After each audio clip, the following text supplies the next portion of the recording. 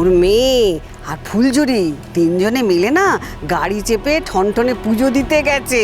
হ্যাঁ, আর ওই যে মিনি যখন হারিয়ে গেল না, তখন নাকি ওরা মানত করেছিল পুজো দেবে, তাই তিনজনে মিলে গাড়ি চেপে পুজো দিতে গেল। আচ্ছা তুমিই বলো মেজো বৌমা, এই অসরেনকে আমি সহ্য করতে পারি? হ্যাঁ, বাড়িতে গাড়িটা আছে বলে গাড়ি চেপে সবাই টন টন টন টন টন করে ঘুরে বেড়াবে?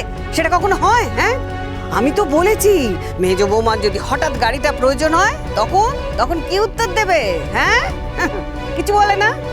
আরে বল, তার নয় ভালো ছেলে, ওকে জিজ্ঞেস করলে নয় বলতো হ্যাঁ যাবে, কিন্তু তানের মাকে তো জিজ্ঞেস করা উচিত। বলো মেজো বৌমা, তোমাকে তো একবার জিজ্ঞেস করা উচিত নাকি? হ্যাঁ, তোমরা দুজনেই সংসারের জন্য কত টাকা পয়সা দিচ্ছ, তার কি কোনো দাম নেই মেজো বৌমা? কোনো দাম নেই? হ্যাঁ, আপনি বিচার করুন পিসিমণি। গোষ্ঠী শুদ্ধ লোক বাড়িতে বসে থাকে, বসে বসে অন্ন ধ্বংস করে, কারোর কোনো কন্ট্রিবিউশন নেই ফ্যামিলিতে, আর আমি সারাদিন খেটে খেটে মরছি, অথচ তাদেরই মৌরুষি পাট্টা। আমি জাস্ট আজকে ভাবলাম যে আমার স্কুলটা শেষ হয়ে গেলে গাড়িটা ডেকে নিয়ে একবার ও বাড়িতে যাব। লালন তো এখন বাড়িতেই বসে থাকে, আমাকে ও বাড়িতে নামিয়ে দিয়ে তারপর চড়ুইকে আনতে যেত। ডাকো মেজো বৌমা, ডেকে ফেলো ওকে, ডাকো ওকে, জিজ্ঞেস করো তোমাকে না বলেও গাড়ি নিয়ে গেছে কেন। ওকে একটু বেকায়দায় ফেলো। হ্যাঁ, ফেলো বেকায়দায়। যাবার পারমিশনটা কে দিল? কে বললো যেতে?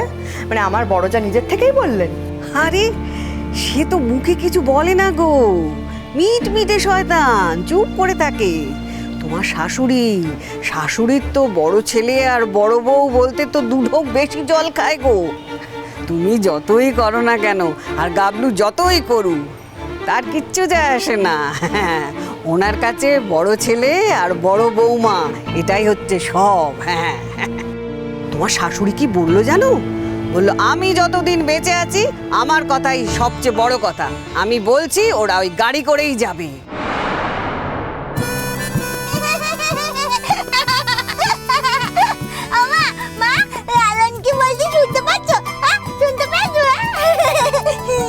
হ্যাঁ শুনছি তো মিনি, তুমি যা লালনের সাথে কথা বলছো না, লালন গাড়ি চালাচ্ছে তো, এত কথা বলতে আছে সামনে বসে। আমি ওই জন্য তোমায় বলছিলাম আমার কাছে এসে বসো। তুমি চুপ করো তো, তুমি কিচ্ছু জানো না তুমি। লালন খুব ভালো গাড়ি চালাতে জানে, লালন খুব ভালো গাড়ি চালায়, লালনের কোনো অসুবিধা হচ্ছে না কথা বলতে। এই লালন, অসুবিধা হচ্ছে তোমার? বলো। না না মিনি দিদি, একদম অসুবিধা হচ্ছে না। হ্যাঁ তোলো, আরো তুমি মাথায় তোলো ওকে। বড় মামি, যে মাথার জিনিস তাকে তো মাথায় রাখবো না। আমাদের মিনি দিদির মনটা তো একদম সোনার, তাকে মাথায় রাখবো না তো অন্য কাকে রাখবো বলো তো? ঠিক বলেছে, শুনলে তো কি বলেছে? হ্যাঁ, আরে বড় মামি সব সময় জানো তো সোনা দিদিকে হেলাচেদ্দা করে। কিসের জন্য গো? তোমাকে ভালোবাসে, তুমি বোঝো না? হ্যাঁ, তুমি তো বোঝো সোনা দিদি তোমায় কতটা ভালোবাসে। আর কি বা করবো বল ফুলঝুরি, কোনো উপায় তো নেই আমার কাছে। ভগবানের কাছে সবসময় একটাই প্রার্থনা করি, ওকে যাতে সারিয়ে তুলতে পারি। ওর তো আর কেউ নেই, ও তো একাই আছে। আমাদের দুজনের মধ্যে একজনকে তো চোখ বুঝতেই হবে। তারপরে ওকে কে দেখাশোনা করবে একবার বলতো? তাই ঠাকুরকে সবসময় বলি, আমার মিনিটাকে যদি সারিয়ে দিতে না পারে তাহলে যেন আমাদের আগে ওকে তুলে নেয়। আমি কিন্তু এক্ষুনি গাড়ি থেকে নেমে যাবো, এই বলে দিচ্ছি। আর একবার যদি আজে বাজে কথা বলো না তুমি বড় মামি, দেখবে আমি যাবোই না তোমার সঙ্গে। তুই বুঝবি না ফুলচুরি, আগে মা হ তারপর বুঝবি। আমার দরকার নেই অত বোঝার। বড় মামি এরম করে কেন বলছো? আর হালুয়া কি বললো জানো? বললো হ্যাঁ গাড়িটা তো পড়েই আছে, আর আমার মেয়ে তো বাসে টামে চড়তে পারে না, তাই ওই গাড়ি করে যাবে। আচ্ছা মেজো বৌমা, ওই গাড়িতে যদি ওই মেয়েটা বমি করে, ইস, বমি করলে পারে গাড়ির ভেতরটার কি অবস্থা হবে বলো তো? পরিষ্কার করলেও গাড়ি দিয়ে তো একটা বিচ্ছিরি টকটক গন্ধ বেরোবে, ভালো লাগবে না। তোমরা কি করে চড়বে মেজো বৌমা? আমি তো ভেবেই পাচ্ছি না। ওরা না শেষ করে দেবে, জানেন তো পিসিমণি, ওরা একেবারে সমস্ত কিছু শেষ করে দেবে, রক্ত শুষে খাবে আমাদের। আর আপনার এই মেজো ভাইপোটা হয়েছে সেরকম ঠেকা। কতবার করে বললাম, এত কষ্ট করে একটা ফ্ল্যাট কেনা হলো, চলো ফ্ল্যাটটায় শিফট করে যাই। সেরকম হলে শনি রবিবার করে বাড়িতে এসে সবার সঙ্গে দেখা করে যাব। না, ফ্ল্যাটে উনি শিফট করবেন না। অথচ ভাবো, শুনতে হয়তো খারাপ লাগে, কিন্তু আমি কি একটাও মিথ্যে কথা বলছি? এই বাড়ির সমস্ত কিছুতে আমরা টাকা দেব, সমস্ত ব্যাপারে দায়িত্ব নেব, অথচ আমার দিকে কেউ ফিরেও তাকাবে না, আমার দায়িত্ব কেউ নেবে না। যাকে যা হওয়ার হয়ে গেছে। আমার দরকার ছিল তোমার কানে তুলে দেবার, তাই আমি তোমার কানে তুলে দিলাম। কিন্তু শোনো, তুমি শক্ত হও, খুব শক্ত হও, নইলে এরা না তোমাকে একবারে চিবড়ে করে ফেলে দেবে। আর এই যে বুলেট, ও তো কিছুই করে না। আর হালুয়ার পকেটটা করে ঢুডু ঢুডু করছে গো। শোনো মেজ বৌমা, একটা কথা শোনো, আজকাল হালুয়া না ঠিক অফিসের টাইমে যায় না গো। হ্যাঁ, অনেক পরে যায়, আবার খানিকক্ষণ বাদে ফিরে আসে। ব্যাপারটা কি বলো তো? আচ্ছা, এরকম কি কখনো কোনো অফিসে কাজ হয়? যখন তখন যাবে, যখন তখন আসবে? হ্যাঁ, দেখুন ওনার কাজটা আর আছে কিনা। কাজ নেই তো যায় কোথায়? শোনো মেজো বৌমা, মাস গেলে না টাকাটা একদম গুনে নেবে। হ্যাঁ, তাহলে বোঝা যাবে কি করছে।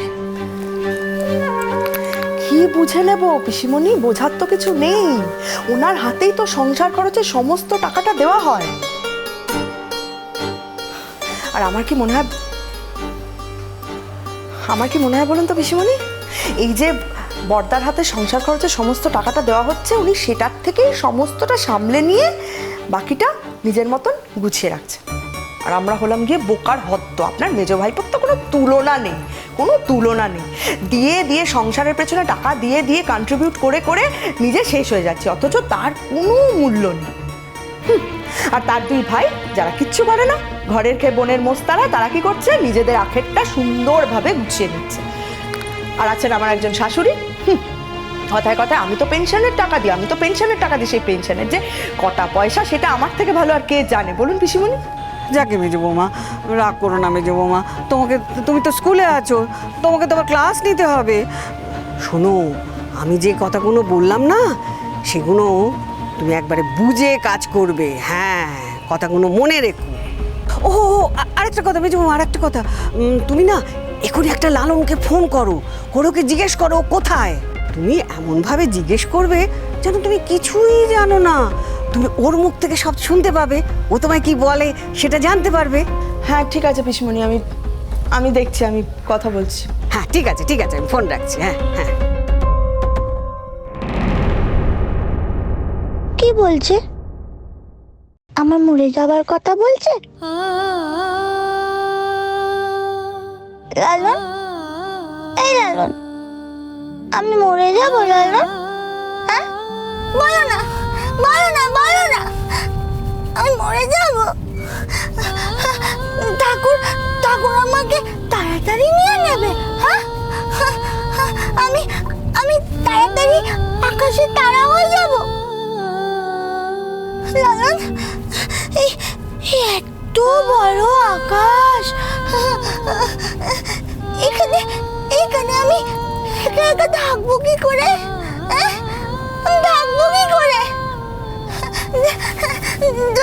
যদি মা না থাকে, বাবা না থাকে, আমি কি করে থাকবো? আমার করতে হবে না, আমার ভীষণ করতে হবে, খুব করতে হবে। ফুলঝুরিটাও তো থাকবে না আমার সঙ্গে।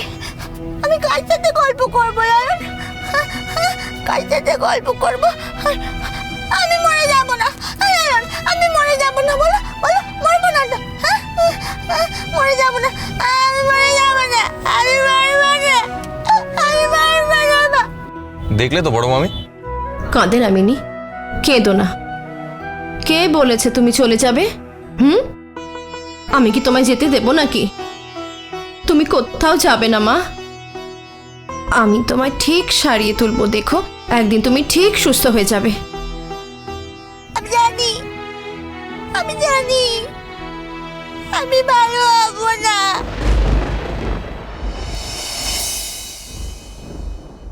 লালন, তুমি কোথায় আছো গো? বড় মামির একটু পুজো দেওয়ার ছিল, তাই ঠনঠনিতে এসেছি। তুমি গাড়ির ড্রাইভার, আর তুমি যে গাড়িটা চালাও সেটা তানের গাড়ি, তাই এই গাড়িটায় করে যদি কাউকে কোথাও নিয়ে যেতে হয়, তাহলে তুমি প্রথমত তানের পারমিশন নেবে, আর যদি তানকে না পাও তাহলে তানের বাবা মায়ের পারমিশন নেবে।